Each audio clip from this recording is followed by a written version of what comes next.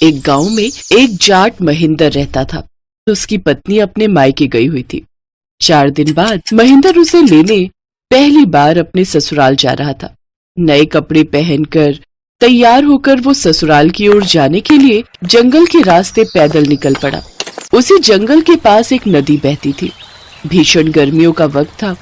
उसी जंगल में रहने वाली एक गाय अपनी प्यास बुझाने के लिए उस नदी में उतरी।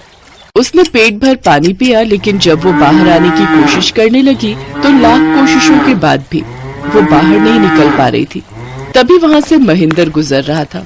उसे देख वो गाय बोली, हे राहगीर, मेरी मदद करो, मुझे इस तालाब, इस दलदल से बाहर निकालो। नहीं नहीं, अगर मैं तालाब में उतरा तो मेरे सारे कपड़े गंदे हो जाएंगे। आज मैं पहली बार अपनी पत्नी को लेने अपने ससुराल जा रहा हूँ। अगर मैं गंदे कपड़ों में वहां पहुंचा तो मेरे ससुराल वाले मेरे बारे में क्या सोचेंगे भाई? मूर्ख, अगर तू मुझे बाहर निकालेगा तो पुण्य कमाएगा। आज निर्जला एकादशी है। अगर मैं तुझे वरदान दूंगी तो तेरी 7 पीढ़ियां खुश रहेंगी, और यदि तूने मेरी मदद नहीं की तो मैं तुझे श्राप दे दूंगी। फिर 8 पहर बाद तू गधा बन जाएगा। मुझे माफ करो गौ माता, लेकिन आप मेरी मजबूरी समझो। मैं आपकी सहायता नहीं कर सकता। फिर कुछ ही देर में वो गाय डूब गई। ये देख महेंद्र बहुत दुखी हुआ। फिर वो अपने ससुराल की ओर निकल पड़ा। कुछ देर बाद वो अपने ससुराल पहुंचा, जहां उसकी खूब खातिरदारी हुई। कुछ देर बाद महेंद्र बोला, अब आप हम दोनों को विदा कीजिए, हमें घर चलना चाहिए। दामाद जी, पहली बार आए हैं तो रुक जाइए ना। हाँ जीजा जी, रुक जाइए ना। नहीं नहीं, हमें आज ही निकलना होगा। तभी महेंद्र की पत्नी मीरा उसे अकेले में लेकर गई और उससे कहने लगी, सुनिए ना, जब सब इतनी प्रार्थना कर रहे हैं तो रुक जाइए ना। फिर महेंद्र ने उसे सारी बात बताई, जिसे सुनकर मीरा भी डर गई और वो उसके साथ वापस अपने ससुराल आ गई। ऐसे ही 8 पहर बीत गए, जिसके बाद महेंद्र गधा बन गया। ढैचू ढैचू, ये क्या हो गया जी? उस गौ माता का श्राप सच हो गया। अब मीरा अपने गधे पति को लेकर सारा दिन घर में ही रहती थी। ऐसे ही कुछ दिन बीत गए। फिर एक रोज घर में राशन खत्म होने लगा। ये देख मीरा चिंता में आ गई। घर में सारा राशन और पैसा खत्म हो गया है, अब घर खर्च कैसे चलेगा? उसे उदास देखकर महेंद्र बोला, मीरा, तुम मुझे मजदूरी पर ले चलो, क्या पता इससे थोड़ी कमाई हो जाए। ढैचू ढैचू। मीरा अपने गधे के साथ राजा के यहाँ पहुंची, जहाँ उसे मजदूरी का काम मिल गया। राजा ने मीरा को मिट्टी ढोने का काम दे दिया। पत्नी मिट्टी को सिर पर रखकर ढोने लगी। ये देख दूसरे मजदूर उससे बोले, अरे बहन, जब तुम्हारे पास गधा है तो तुम उस पर मिट्टी ढोकर क्यों नहीं ले जाती? मीरा ने उसकी बात का कोई जवाब नहीं दिया। अब वो ऐसे ही रोज गधे को अपने साथ लाती, लेकिन उससे काम करवाने की बजाय वो सारा काम खुद ही करती। ये देख राजा भी हैरान था। एक दिन उसने मीरा से पूछा, मैं रोज तुम्हें देखता हूँ, तुम इस गधे को तो अपने साथ लाती हो, लेकिन इससे कोई काम क्यों नहीं करवाती? आखिर बात क्या है? ये गधा नहीं, मेरे पति हैं महाराज, जो एक श्राप के कारण गधा बन गए हैं। घबराओ मत बहन, तुम कल ही इस गधे को लेकर मेरे महल में आ जाना, मैं इसका समाधान अवश्य निकालूंगा। मीरा अगले दिन गधे के साथ महल पहुंची, जहां राजा ने कुछ पंडितों को बुलाया हुआ था। सारी बात जानने के बाद पंडित ने कहा, महाराज, इसे गौ माता का श्राप लगा है और इससे निजात पाने का अब एक ही उपचार है। अगर किसी ने अपने जीवन में 111 एकादशी का व्रत किया हो और वो अपने उस व्रत का पुण्य इसे दे दे तो ये श्राप मुक्त हो सकता है और फिर से ये मनुष्य योनि में आ सकता है। ये सुनकर राजा ने सारे नगर में ऐलान करवा दिया, सुनो सुनो सुनो, जिस किसी ने भी 111 एकादशी के व्रत किए हैं और वो अपने व्रत का पुण्य हमारे इस गधे को दे देगा तो हमारे राजा उसे बहुत सारा धन देंगे। महाराज, मैंने पूरे 111 एकादशी के व्रत किए हैं। अरे वाह बूढ़ी अम्मा, तो आप अपने उन व्रतों का पुण्य इस गधे को दे दो, उसके बदले में मैं तुम्हें ढेर सारा धन दूंगा। मैं तो अब बूढ़ी हो चुकी हूँ महाराज, कब मर जाऊंगी कुछ पता नहीं, फिर मैं इस धन का क्या करूंगी? मैं अपने 110 फल का पुण्य इसे दे दूंगी, पर एक निर्जला एकादशी का फल अपने पास रखूंगी। उससे मुझे मोक्ष प्राप्त होगा और मैं अपने विष्णु हरि के दर्शन कर पाऊंगी। बूढ़ी अम्मा ने अपने 110 एकादशी का फल उस गधे को दे दिया। गधे को वो फल मिलते ही वो पुनः मनुष्य बन गया, लेकिन एक एकादशी का फल कम मिलने के कारण उसकी पूंछ उसके साथ ही रह गई। अरे मैं ठीक हो लिया, लेकिन ये पूंछ ये तुम्हारे साथ ही रहेगी। कोई बात नहीं जी, कम से कम आप मनुष्य रूप में वापस तो आ गए। अम्मा आपका बहुत बहुत शुक्रिया। महाराज जी, आप भी मेरी मदद ना करते तो मैं अपने पति को इस रूप में वापस ना पा पाती। अब से मैं भी ये व्रत रखूंगी।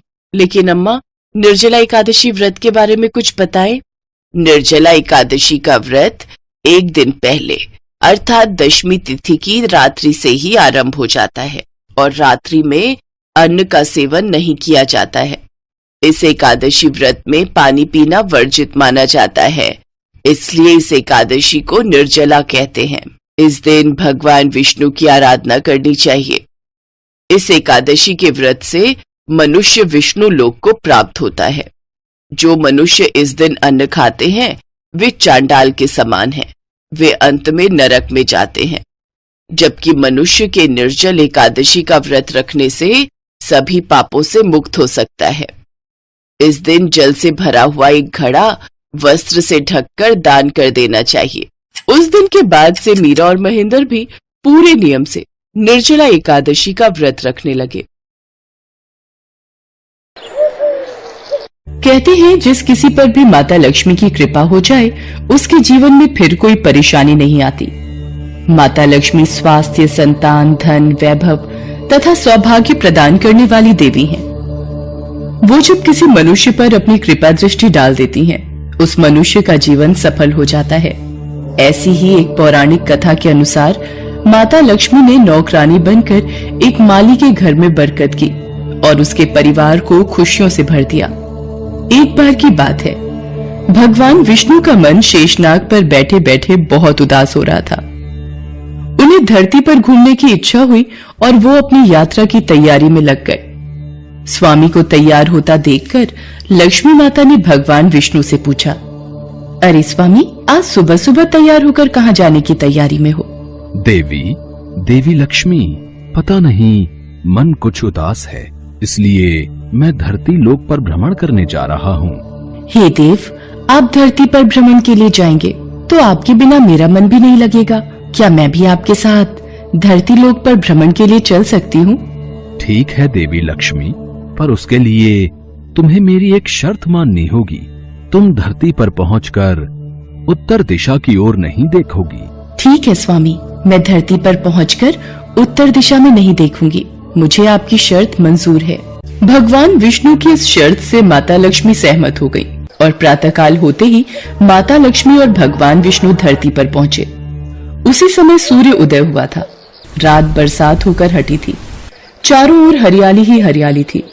धरती की सुंदरता को देखकर माता लक्ष्मी अत्यंत प्रसन्नचित हुई और भगवान विष्णु को दिया वचन भूल गई। माता लक्ष्मी धरती को देखती देखती कब उत्तर दिशा की ओर देखने लगी, उन्हें पता ही नहीं चला।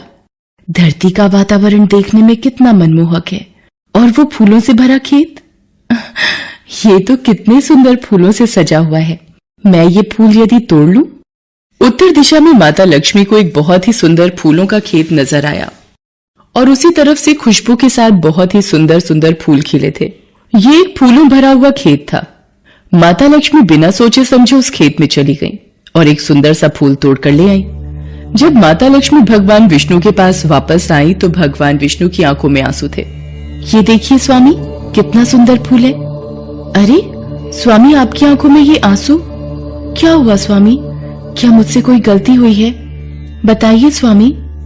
देवी लक्ष्मी, आप मेरा वचन याद नहीं रख पाई।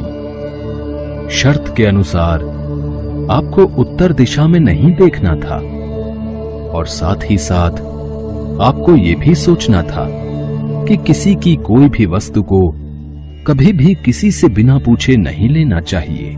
स्वामी, मुझसे भूल हो गई, मुझे क्षमा कर दीजिए। देवी लक्ष्मी, आपने जो भूल की है उसकी सजा आपको जरूर मिलेगी। जिस माली के खेत से आपने बिना पूछे फल तोड़े हैं, ये भी एक प्रकार की चोरी है। इसलिए देवी लक्ष्मी, आप 3 वर्ष तक माली के घर में रहेंगी। इसके बाद मैं स्वयं आपको बैकुंठ वापस बुलाऊंगा। जैसी आपकी आज्ञा स्वामी। माता लक्ष्मी ने चुपचाप सिर झुकाकर वचन स्वीकार किया और भगवान विष्णु बैकुंठ लौट गए। माता लक्ष्मी ने एक गरीब लड़की का रूप धारण कर लिया। खेत के मालिक का नाम माधव था। माधव की पत्नी 2 बेटे और 3 बेटियां थीं। सभी उस छोटे से खेत पे काम करके किसी तरह से गुजारा करते थे। खेत के पास ही माधव की झोपड़ी थी। माता लक्ष्मी माधव की झोपड़ी पर जाती हैं। माधव लड़की को देखकर पूछता है, तुम कौन हो और इस समय तुम्हें क्या चाहिए? मैं तुम्हारी क्या मदद कर सकता हूँ? मेरा नाम लक्ष्मी है। मैं एक गरीब लड़की हूँ। मेरी देखभाल करने वाला कोई नहीं। मैंने कई दिनों से कुछ भी नहीं खाया। मुझे कोई भी काम दे दो और मैं तुम्हारे घर का काम भी कर दिया करूंगी। बस मुझे अपने घर में एक कोने में आसरा दे दो। माधव बहुत ही अच्छे दिल का आदमी था। उसे लड़की पर दया आ गई। वो लड़की से बोला, देखो बिटिया, मैं तो बहुत ही गरीब माली हूं। मेरी कमाई से मेरे घर का खर्च बड़ी मुश्किल से चलता है। लेकिन अगर मेरी 3 की जगह 4 बेटियां होती तो भी मैंने ही गुजारा करना था।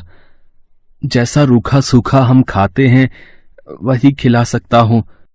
यदि तुम मेरे यहां यही रूखा सूखा खाकर खुश रह सकती हो तो अंदर आ जाओ। आपने मुझे अपनी झोपड़ी में शरण दी। आपका बहुत बहुत शुक्रिया। माता लक्ष्मी 3 साल माधव के घर पर नौकरानी बनकर रही। जिस दिन माता लक्ष्मी माधव के घर आई थी, उसी दिन से ही माधव को इतनी आमदनी हुई कि उसने एक गाय खरीद ली। अजी, ये नई गाय खरीद लाए? ये तो बहुत अच्छा हुआ। आज तुम्हारी आमदनी बहुत अच्छी हुई। सरला, सब माता लक्ष्मी की दया है। माधव, मैंने कोई चमत्कार नहीं किया। ये सब तुम्हारे दयालु स्वभाव का ही फल है जो आज तुम्हें प्राप्त हुआ है। तुमने तो मुझे एक गरीब लड़की समझकर अपने घर में शरण दी है। धीरे धीरे माधव की आमदनी अच्छी हो गई। उसने जमीनें खरीद ली और फिर एक बड़ा पक्का घर भी बनवा लिया। सारी सुख समृद्धि, गहने, कपड़े, जेवर सब कुछ अब माधव और उसके परिवार के पास था। लक्ष्मी माधव के घर और खेत में काम करती रहती थी। एक दिन माधव ने सोचा, मुझे ये सब इस लड़की लक्ष्मी के आने के बाद मिला है। जब से ये मेरे घर आई है, मेरी किस्मत ही बदल गई है। माधव लक्ष्मी के बारे में सोच में ही था कि एक दिन जब वो अपने खेत से काम खत्म करके घर आया तो अपने घर के सामने द्वार पर एक देवी स्वरूप गहनों से सजी एक लड़की को देखकर हैरान रह गया। उसने ध्यान से देखा। अरे, ये तो मेरी मुंह बोली बेटी यानी लक्ष्मी है क्या? ये तो साक्षात माता लक्ष्मी है। सरला, सरला, बच्चों के साथ बाहर आओ। माता लक्ष्मी स्वयं हमारे द्वार पर आई है। माधव का पूरा परिवार बाहर आ गया। सब हैरान होकर माता लक्ष्मी को देख रहे थे। माता लक्ष्मी, हमें माफ करना। हमने अनजाने में आपसे अपने घर और खेत का काम करवाया। माता, हम आपको पहचान नहीं पाए। हमसे ये कैसा अपराध हो गया। माता, हम सबको क्षमा कर दो। माधव, तुम बहुत ही नेक दिल और दयालु व्यक्ति हो। तुमने मुझे आश्रय दिया, 3 साल तक अपनी बेटी की तरह रखा। इसके बदले मैं तुम्हें वरदान देती हूँ कि तुम्हारे पास कभी भी खुशियों की और धन की कमी नहीं रहेगी। तुम्हें सारे सुख मिलेंगे जिसके तुम हकदार हो। माधव को और उसके परिवार को आशीर्वाद देकर माता लक्ष्मी अपने स्वामी भगवान विष्णु के द्वारा भेजे रथ में बैठकर बैकुंठ चली जाती हैं। माधव और उसका परिवार हाथ जोड़कर माता लक्ष्मी का गुणगान करता है।